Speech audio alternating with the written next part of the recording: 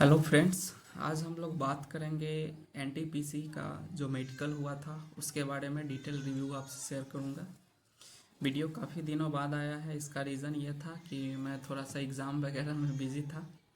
तो ऐसे भी इस चैनल पे वीडियो जो है कम ही आएगा, लेकिन जो भी वीडियो आएगा काम का आएगा। ठीक है, हर टॉपिक पे वीडियो बनाना ज़रूरी नहीं होता है। तो आप लोग चैनल को फॉलो कीजिएगा तो जो ऑथेंटिक इन्फॉर्मेशन रहेगा वो ज़रूर आपको मिलेगा। ठीक है, तो सबसे पहले मैं बात करता हूँ हम लोगों का जो मेडिकल हुआ था वो उसका क्या क्या प्रोसेस था। बारी बारी से मैं आपको सारा डिटेल शेयर करूँगा। तो जब आप लोग डॉक्यूमेंट वेरिफिकेशन के लिए जाते हैं, ठीक है, तो डॉक्यूमेंट वेरिफिकेशन में आपको डॉक्यूमेंट वेरिफिकेशन पूरा हो जाने पे आपको एक मिलता है मेडिकल मेमो। ठीक है, उस मेडिकल मेमो के मिलने के बाद नहीं, मेडिकल मेमो के मिलने से पहले सबसे पहले आपको 24 रुपीज़ का स्टेशन पे जा कर के मेडिकल का टिकट कटवाना पड़ता है।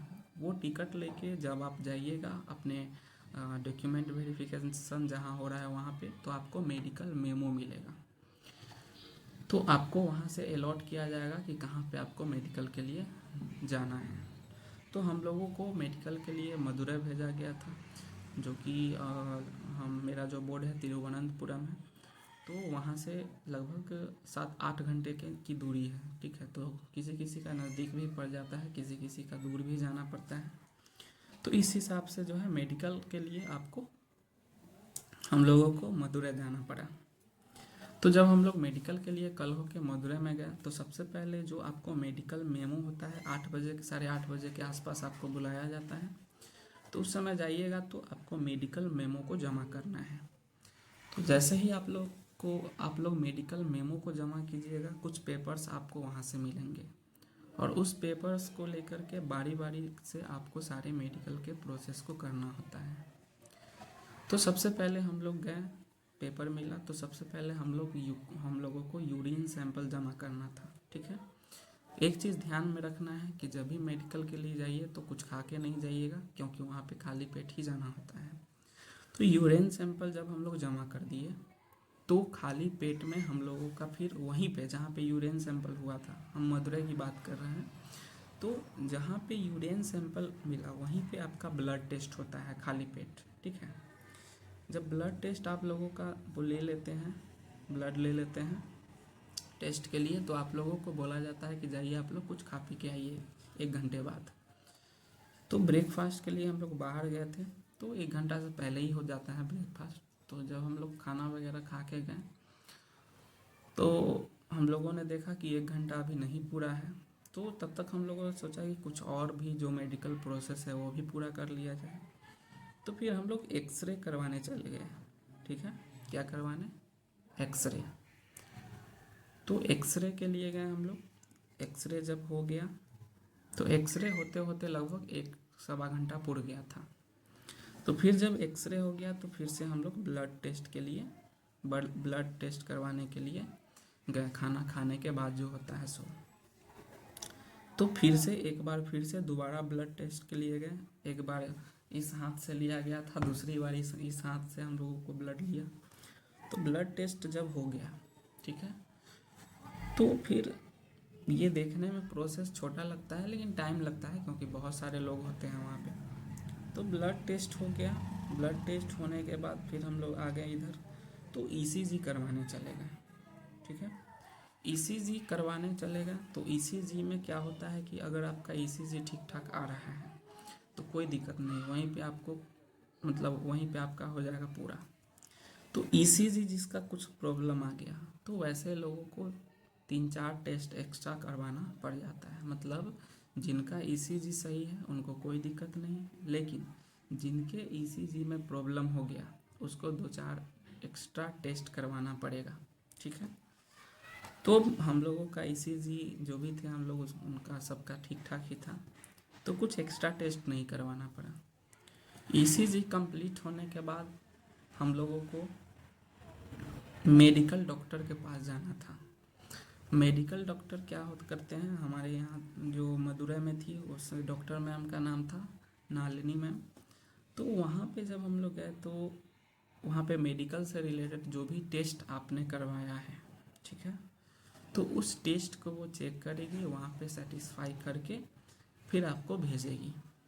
जब मेडिकल डॉक्टर के पास से आप लोग हो लीजिएगा, तो फिर हम लोगों को कहाँ गए, ऑप्थेल्मोलॉजिस्ट मतलब आँख डिपार्टमेंट। यहाँ पे आपके आँखों का बहुत ही अच्छे से जांच होगा। अब यहाँ पे ये बात आती है कि जो लोग चश्मा यूज कर रहे हैं या जिनका जो चश्मा नहीं भी यूज कर रहे हैं, जिनको शक है अपने आँख के पावर पे, तो वो लोग क्या कीजिए कि पहले से किसी डॉक्टर से दिखवा के अपने आँखों का पावर चेक करवा लीजिए। और जो चश्मा जो लोग चश्मा यूज कर रहे हैं पहले से, वो भी अपने चश्मे को चेक करवा लीजिए कि क्या आपका जो चश्मा है वो सही है या फिर से चेंज करना पड़ेगा। क्यों? क्योंकि जब आप वहाँ जाइएगा तो आपसे पूछा जाएगा कि आप जो चश्मा यूज कर रहे हैं उसका पावर क्या है, तो आप बताइएगा पावर। तो फिर वो आपसे ऑथेंटिसिटी पूछेंगे कि आखिर तुम बता रहे हो ये जो पावर, कैसे हम मान लें कि ये पावर है। तो फिर हमारे पास रिपोर्ट था IGIMS पटना से, हमने पहले ही दिखवा लिया था। वहाँ पे पटना का जो रिपोर्ट था मैंने दे दिया कि ये रहा मेरा रिपोर्ट मेरे चश्मा का। तो इससे क्या होता है कि आपको बाहर दौड़ना नहीं पड़ेगा। और नहीं तो अगर नहीं ले जाइएगा रिपोर्ट तो वो आपको चेक करेंगे अपने तरीके से। अगर कुछ फॉल्ट हुआ तो आपको बोलेंगे कि बाहर से आप क्या कीजिए, चश्मा बनवा के आइए। तो दिक्कत तो कुछ नहीं है, लेकिन आपको दौड़ना पड़ जाएगा। हो सकता है बाहर जाइएगा हॉस्पिटल में, दूसरे हॉस्पिटल में ज़्यादा भीड़ रहेगा, टाइम 1-2 दिन एक्स्ट्रा लग जाएगा। तो क्यों ना हम पहले से ही ये सब काम करके जाए। दूसरी बात कि जिन लोगों को बॉडी में और भी कोई प्रॉब्लम है, ठीक है, तो वो लोग अपना रिपोर्ट साथ में लेके रखे रहेंगे। क्यों?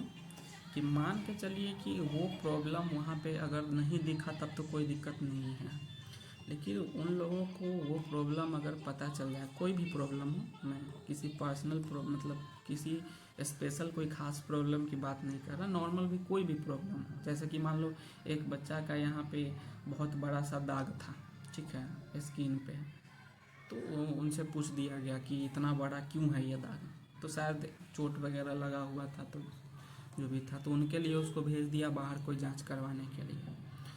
तो कोई भी प्रॉब्लम हो, छोटा से मोटा, कोई आपको लग रहा है कि बॉडी में ऐसा कोई चीज़ है जो उन लोग को दिख सकता है, तो आप उसका रिपोर्ट पहले से ही लेकर के जाए ताकि आपको वहाँ पे दौड़ना नहीं पड़े।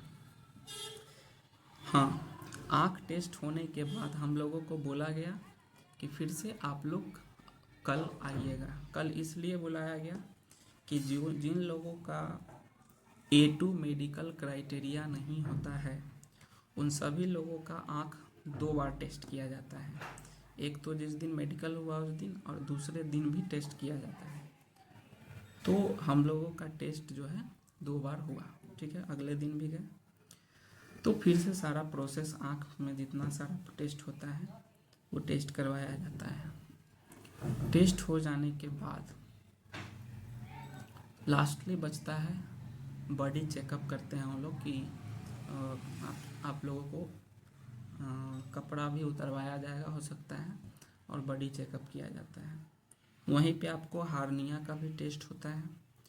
ये सारे टेस्ट होने के बाद आपका मेडिकल के लिए बोला जाता है कि ठीक है, आप वेट कीजिए रिपोर्ट के लिए। वेट करने के बाद आपको बुलाया जाता है, सिग्नेचर वगैरह करवा लेंगे वो लोग, तो आप समझ जाइएगा कि सब कुछ ठीक ठाक है। अगर कुछ नहीं बोले वो लोग, यानी सब ठीक है। अगर कोई प्रॉब्लम होगा तो ज़रूर वो लोग रिकमेंड करेंगे कि ये प्रॉब्लम है, आपको इसको क्या करना होगा, जांच करवाना पड़ेगा बाहर से। तो अगर वो कुछ नहीं बोल रहे हैं, इसका मतलब है कि सब ठीक ठाक है। तो इस तरह से मेडिकल कंप्लीट हो जाता है। तो ये था मेडिकल का कंप्लीट रिव्यू। अगर मेडिकल से रिलेटेड और भी कोई आपके मन में सवाल है तो आप कमेंट सेक्शन में डाल सकते हैं, कोशिश करेंगे हम उसका जवाब देने का।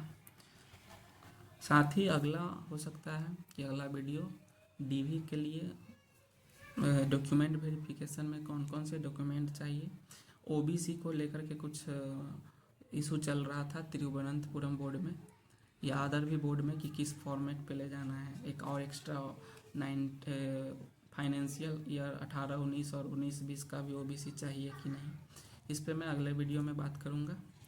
तो यही था, तब तक के लिए धन्यवाद, बाय, मिलते हैं अगले वीडियो में। चैनल अच्छा लग रहा है तो सब्सक्राइब कर सकते हैं, आपको ऑथेंटिक इन्फॉर्मेशन यहाँ पे मिलेगा। ठीक है।